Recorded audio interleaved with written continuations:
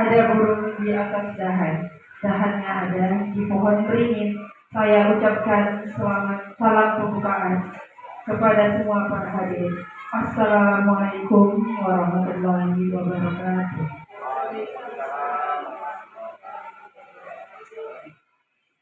Selamat pagi dan salam sejahtera bagi kita semua. Yang terhormat Bapak Kepala Sekolah SD Negeri 05 Sungai Pinang, yaitu Bapak Haji Zulfan Effendi SPD. Yang kami hormati Bapak Ibu Majelis Guru serta Bapak Ibu Tata Usaha SDN 05 Sungai Pinang. Yang kami hormati Bapak Mauludin SPD SD selaku peserta dalam program pendidikan guru penggerak yang pada pagi ini menjadi narasumber untuk kegiatan diseminasi budaya positif di sekolah. Alhamdulillahirabbil alamin wassalatu wassalamu ala asyrofil anbiya'i wal mursalin wa ala alihi washabihi ajmain. Amma ba'du.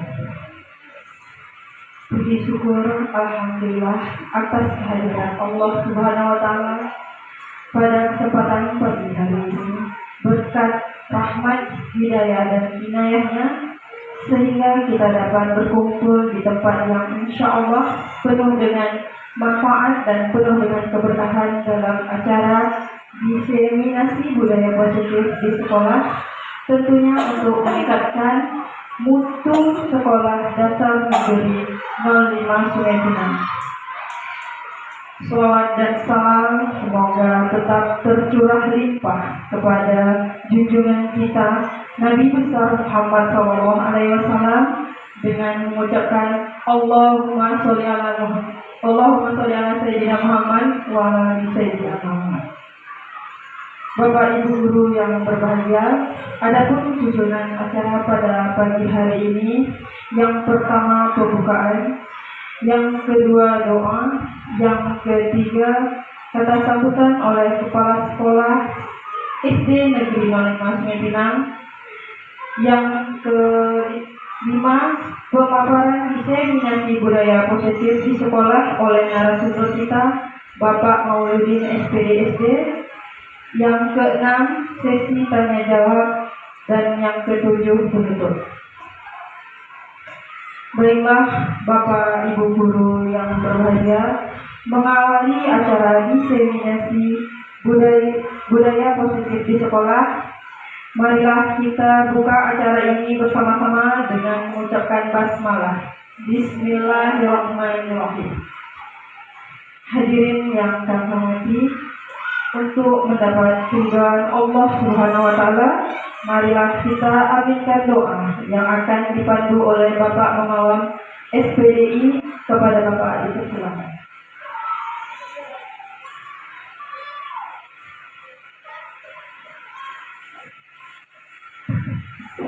Assalamualaikum warahmatullahi wabarakatuh.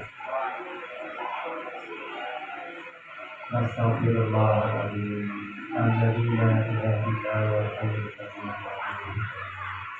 Astagfirullahaladzim. Alladzi la ilaha illa huwal hayyul qayyum. Astagfirullahaladzim. Alladzi la ilaha illa huwal hayyul qayyum.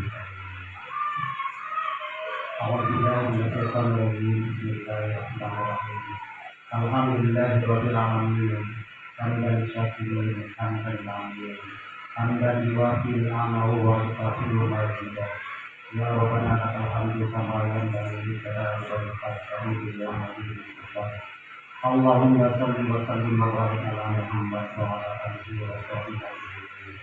Allahumma qil lil muslimin wal muslimat wal mu'minin wal mu'minat al-ahya'i minhum wal amwat bi rahmatika ya arhamar rahimin. Allahumma ighfir lana dhunubana wa li ikhwanina alladziina sabaquna bil iman wa la taj'al fi qulubina ghillan lil ladzina amanu rabbana innaka ra'ufur rahim. Rabbana zalamna anfusana wa in lam taghfir lana wa tarhamna lanakunanna minal khasirin.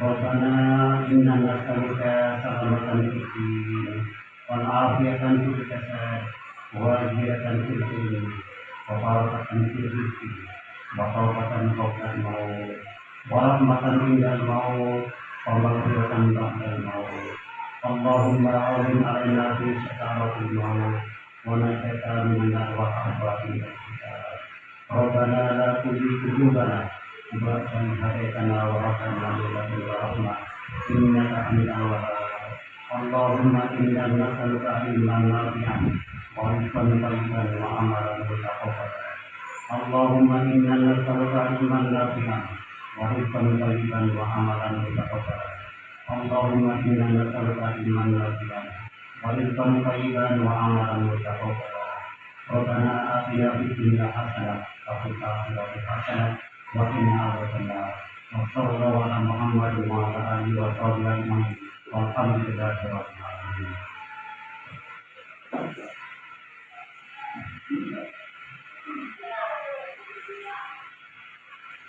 Terima kasih kami ucapkan kepada Bapak Muhammad SPDI. Semoga doa yang dibacakan tadi mendapatkan keberkahan sehingga acara pada pagi hari ini berjalan dengan lancar. Amin amin ya rabbal alamin. Baiklah, acara selanjutnya kata sambutan dari Kepala Sekolah SD Negeri 05 Sungai Pinang, Bapak Haji Zulfan Bapak Haji Zulfan Fendi SPD, kepada Bapak dipersilakan.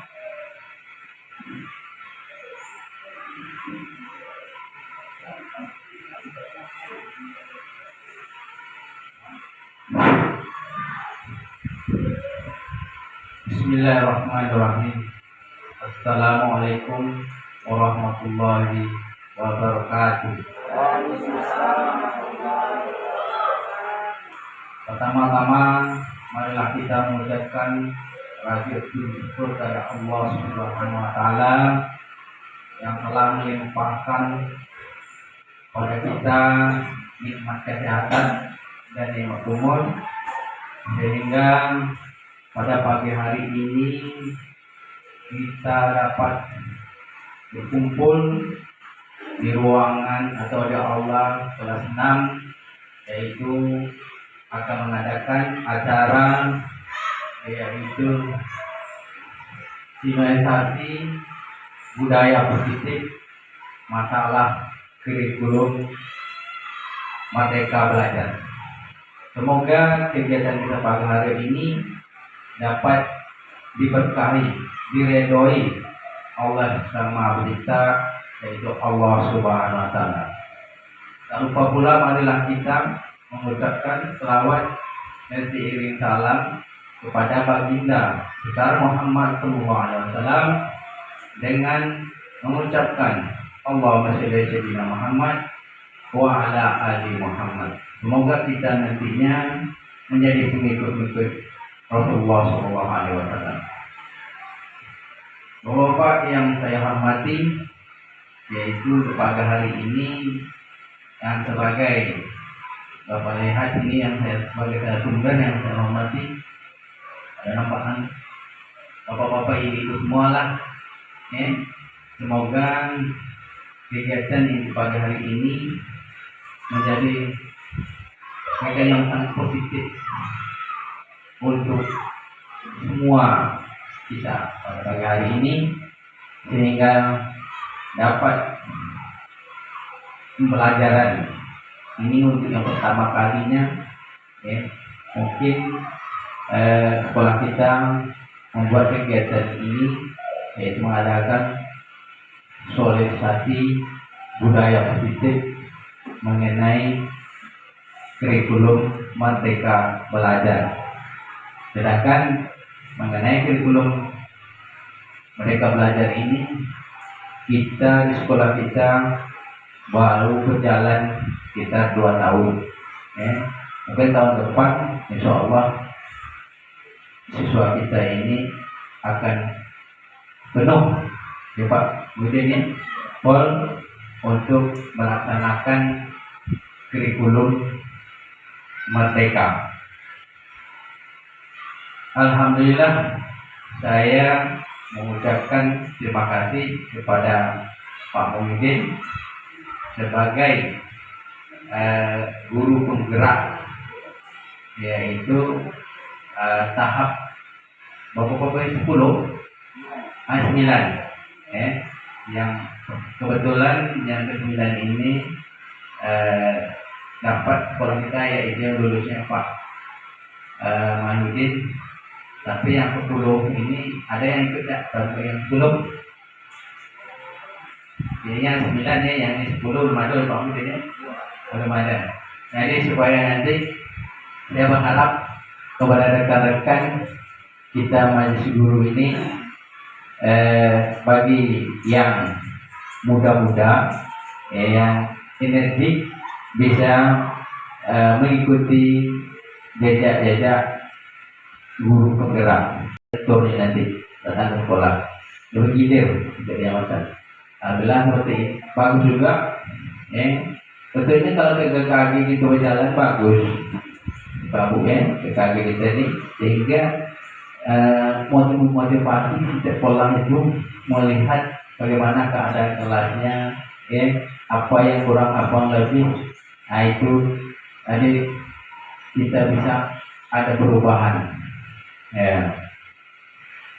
Untuk pagi hari ini ya saya akan buka juga kegiatan kita, yaitu seminarisasi budaya positif di SD 05 Sungai Pinang, Kecamatan Mempura. Dimulai. Saya ucapkan Bismillahirrahmanirrahim. Kegiatan seminarisasi positif SD 05 Kecamatan Mempura, khususnya untuk SD, dimulai. Saya sudahi. Assalamualaikum warahmatullahi wabarakatuh. Alhamdulillahirrahmanirrahim.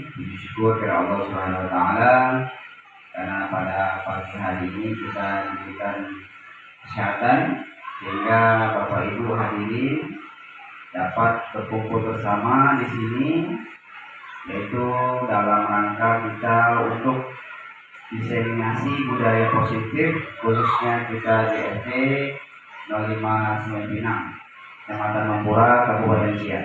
Mudah-mudahan kita berharap acara kita pada hari ini dapat berjalan dengan lancar. Amin ya rabbal alamin. Tak lupa juga kita selaku umat baginda Nabi Muhammad SAW mengucapkan Allahumma sholli ala sayyidina Muhammad wa ala ali sayyidina Muhammad. Ini saya tidak menggurui, namun di sini kita belajar bersama. Kalau apa yang saya sampaikan nanti mungkin belum tepat, sama-sama kita kolaborasikan bagaimana sebaiknya. Di sini kita akan coba memaparkan tentang diseminasi budaya positif. Yang mana di sini ini adalah fasilitator saya di CGP, Bapak Ibu Rialatna Dewi MPD, orang Jawa sana.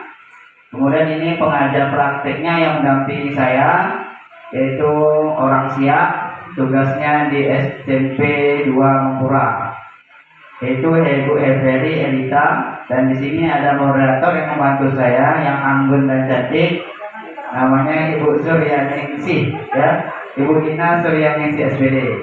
Dan ini nama saya lengkapnya. Kemudian tugas saya di SD 05 Sungai Pinang, CGP angkatan 9. Mudah-mudahan Bapak Ibu yang angkatan 11 semuanya bisa ikut.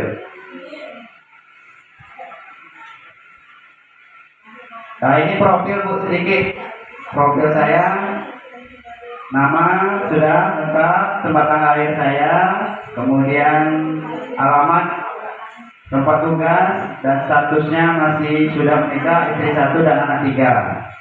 Pendidikan SD, lulusnya tahun 1999, kemudian lanjut STS, Alia, kemudian D2, S1, dan ini kontak WA saya. Apabila mungkin ada yang ingin ditanyakan di luar dari forum kita ini, ataupun hal-hal yang mungkin bisa perlu, bisa boleh nanti kita berkomunikasi.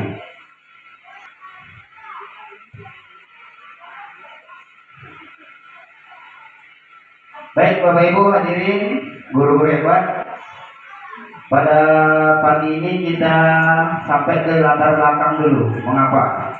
Mengapa budaya positif itu penting?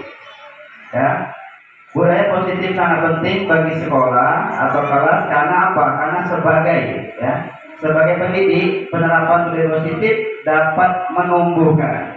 Jadi dengan budaya positif dapat menumbuhkan karakter murid dan menumbuhkan motivasi intrinsik ini dari dalam diri murid, ya Bu, dari dalam diri murid, sehingga tujuan pembelajaran, tujuan pendidikan khususnya kita dapat terwujud.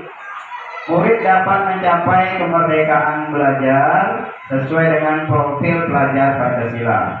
Tahu bukan profil pelajar Pancasila ya? Beriman, bertakwa, Tuhan Yang Maha Esa, berakhlak mulia, gotong royong, mandiri, bernalar kritis, kreatif. Nah, itu salah satu dari profil pelajar Pancasila. Jadi inilah latar belakang mengapa budaya positif di sekolah itu harus kita galakkan. Mungkin selama ini kita sudah melakukan kegiatan yang positif, namun kita belum mengenal namanya istilah budaya positif. Apa manfaatnya? Manfaatnya kalau kita terapkan dalam lingkungan sekolah, manfaatnya yuk menumbuhkan karakter anak tadi. Jadi kita semua percaya bahwa tujuan penting sekolah adalah membentuk karakter. Jadi kita selaku pendidik, salah satu tugas kita diantaranya adalah membentuk karakter dengan budaya positif itu tadi. Itulah mengapa banyak program sekolah bertujuan untuk menumbuhkan karakter murid. Jadi sekarang ini pendidikan karakter inilah yang akan ataupun harus didesakkan, diterapkan di dalam pendidikan kita. Ini kita lewatkan saja. Nah ini konsepnya, budaya positif itu ada beberapa Bu. Konsepnya yang pertama perubahan paradigma. Perubahan ini pasti dari bahasa perubahan saja Ibu pasti sudah tahu. Paradigma inilah sesuatu yang baru dari proses belajar. Kemudian di sini ada disiplin positif. Ada di dalam disiplin positif itu nilai-nilai kebajikan. Kemudian ada nanti namanya kebutuhan dasar manusia. Kemudian motivasi perilaku manusia. Motivasi ini adalah dorongan manusia untuk berperilaku, bertingkah laku. Kemudian kita selaku guru memiliki beberapa posisi kontrol. Jadi tidak mobil mainan saja yang punya remote, kita punya kontrolnya apa. Nanti sama-sama kita coba dibuka, kita bahas. Kemudian keyakinan kelas dan terakhir segitiga restitusi.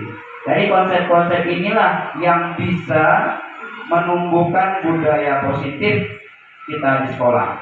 Jadi ada 8 item yang nanti bisa menumbuhkan konsep budaya positif kita di sekolah. Yang pertama kita bahas tentang pembelajaran paradigma baru. Apa itu paradigma baru? Paradigma baru itu merupakan pembelajaran yang dirancang. Berdasarkan apa? Berdasarkan diferensiasi. Diferensiasi ini saya baru dapat modul 2.1 baru berjalan di CGP ini. Diferensiasi ini adalah memberikan pembelajaran kepada anak sesuai dengan kemampuannya, sesuai dengan minatnya, sesuai dengan bakatnya, dan sesuai dengan kondisi anak. Jadi ada nanti masanya pembelajaran diferensiasi ini harus kita terapkan di dalam pembelajaran kita di kelas. Mungkin Bapak Ibu sekarang sudah melaksanakan, namun kita belum secara detail bagaimana langkah-langkah membuat diferensiasi itu. Sehingga para siswa belajar sesuai kebutuhan berdasarkan perkembangan sosial teori psikologi modern untuk mewujudkan profil Pancasila tadi. Ini punya profil tadi ya. Profil Pancasila ada 1, 2, 3, 4, 5, ada 6. Pelajar Pancasila beriman dan bertakwa pada Tuhan Yang Esa dan berakhlak mulia, berkebinekaan global, gotong royong mandiri, kreatif wajib dan bernalar kritis dari itu. Nah, ini sambil setelah waktu Bapak Ibu cobalah nyanyikan ke anak. Tak pun dapat kita nyanyi seperti saya, tak dapat nyanyi fals, saya pakai HP, saya cocok ke speaker. Itulah salah satu langkah kita mengantisipasi dengan kekurangan yang kita miliki. Selanjutnya Bu, ini miskonsepsinya tentang teori kontrol tadi. Kita beranggapan bahwasanya guru itu selalu mengontrol murid. Kita selalu beranggapan guru itu selalu mengontrol murid, itu yang pertama. Kemudian semua penguatan positif, efektif dan bermanfaat, ya. Bahwa semua penguatan positif yang mengharap kita itu positif seolah-olah itu bermanfaat bagi murid. Itu mungkin bisa jadi pandangan kita itu bermanfaat bagi murid. Ternyata kalau kita tekankan ke dia, itu juga bisa menimbulkan tidak manfaat bagi dia. Kemudian ilustrasi selanjutnya, kritik dan membuat rasa bersalah mampu menguatkan karakter. Jadi kalau kita senantiasa membuat anak itu merasa bersalah, itu kita anggap bisa menguatkan karakternya menjadi baik contohnya. Nah, itu anggapan kita. Kemudian orang dewasa berhak memaksa. Jadi kita kan tenaga pendidik ini orang dewasa. Seolah-olah kita berpikir selama ini kita berhak memaksa. Nah, ini miskonsepsinya tentang teori kontrol. Namun dari respon teori kontrol itu kita harus bisa membedakan, Bu. Ini contoh yang pertama. Kita menganggap selama ini bisa jadi kebutuhan kita sama. Tapi dalam teori kontrol disebutkan bahwa kebutuhan manusia itu pasti berbeda. Contoh belajar anak yang pandai dengan yang tak pandai tentu mempunyai kebutuhan yang berbeda dari cara kita memberikan bimbingan. Itu contoh yang sederhana. Kemudian semua orang punya hal yang sama. Kita dalam satu kelas terkadang menganggap semuanya sama. Bahwasanya setiap orang memiliki gambaran yang berbeda. Contoh, anak disuruh menggambar. Kita gambarkan di sini, anak-anak gambar pemandangan yang Bapak lukiskan di depan Bapak tulis. Anak itu sebenarnya punya daya kreatif yang tinggi karena dia mengikut beranggap kita semua sama, dia tidak bisa mengembangkan daya kreatif dia untuk menggambar itu. Jadi bahasanya bagaimana? Anak-anak hari ini kita menggambar pemandangan, terserah bagaimana anak-anak menggambar pemandangan itu yang menurut anak-anak bagus. Nah, itu berarti kita sudah tidak menganggap itu semua sama. Kita sudah kepada setiap orang memiliki gambaran yang berbeda. Selanjutnya kita mencoba mengubah orang agar berpandangan sama dengan kita. Ini bisa Bapak Ibu lihat, ada mandiri dan seterusnya. Ya. Ini 5 kebutuhan dasar manusia, Bu. Ini dasar, semua sama. Pasti dan jangan diulangi lagi. Ini sebagai pemantau. Jadi tidak ada hukuman di sini, namun konsekuensi yang ditekankan. Dia harus beli atributnya langsung hari itu dipakai. Itu contoh. Atau kamu terlambat tidak bawa buku PR, konsekuensinya kamu pulang jemput. Bapak tunggu 10 menit. Itu kita sebagai pemantau.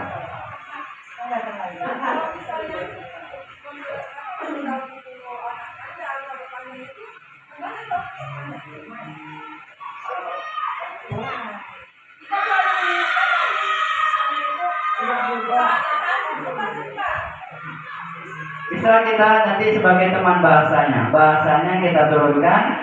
Jadi kita bahasan sebagai ayo dong ikut aturan sekolah, potong bukunya. Materi kita segitiga restitusi. Jadi saya harapkan nanti Bapak Ibu di kelas masing-masing membuat keyakinan kelas. Kelas. Jadi nanti bisa Bapak Ibu videokan. Jadi ini juga bisa dijadikan sebagai bukti fisik kita besok ketika administrasi. Kita sudah buat keyakinan kelas. Dan bukti ini juga bisa kita sampaikan ke wali murid.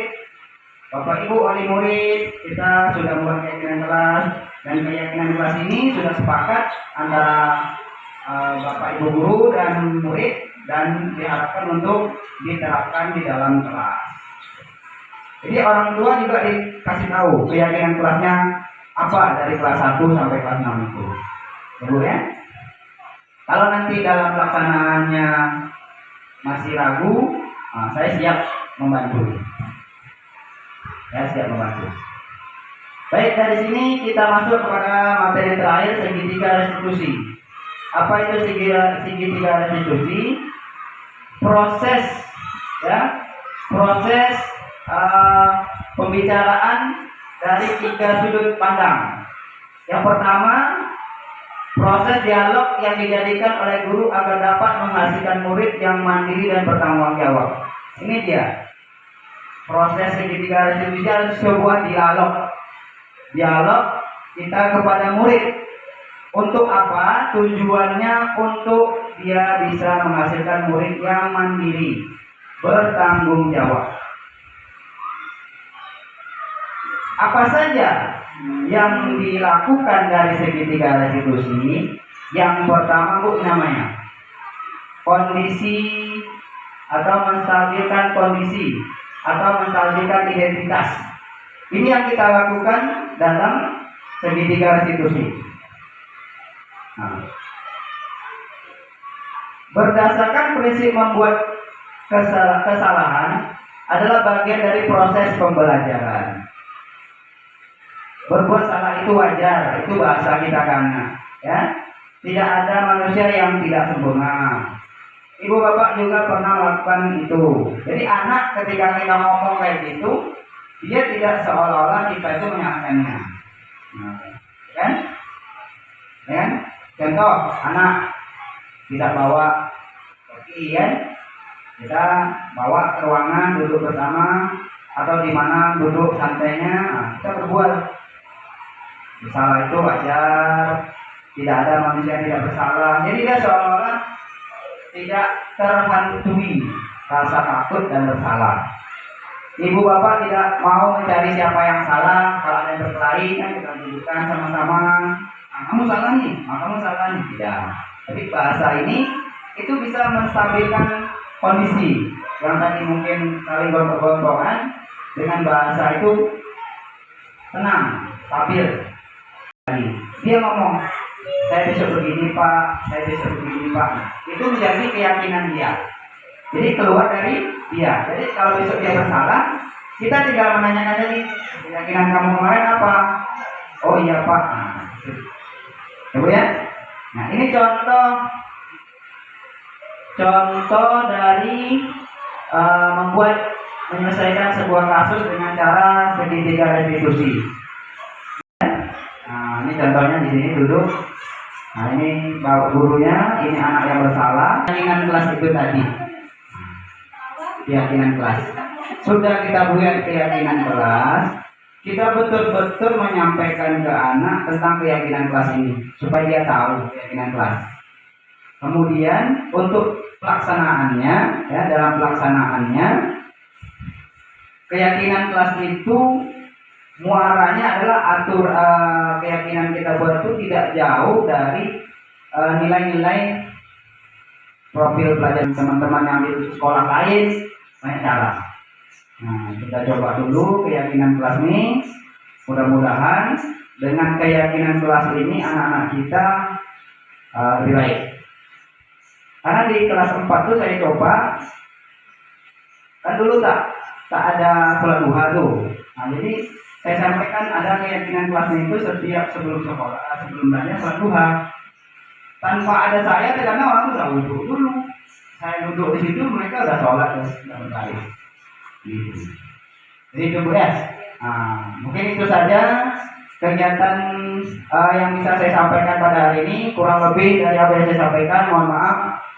Mungkin kesalahan itu datang dari saya dan kebaikan semua itu datang dari Allah Subhanahu wa taala. Dan saya tutupi dengan assalamualaikum warahmatullahi wabarakatuh.